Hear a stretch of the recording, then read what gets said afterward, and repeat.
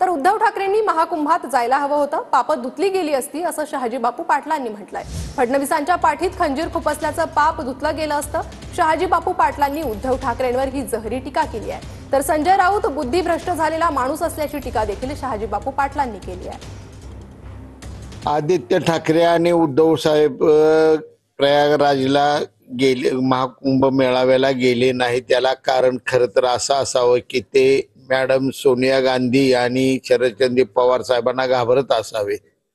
हिंदू हा शब्द आता सध्या उद्धव साहेबांच्या तोंडी शोभत नाही आणि त्यांनी वास्तविकता गंगेला स्नान करायला या कुंभमेळ्यात जायला पाहिजे होतं।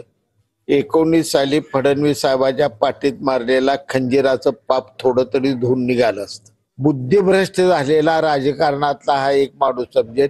संजय राऊतांना आता काळजी करावी की आता आपली खासदारकी जाणार आहे, पुन्हा आयुष्यात आपण खासदारी होत नाही, आमदारी होत नाही, त्यामुळे आता निवांत नारळाच्या झाडाखाली पुस्तक वाचत बसा।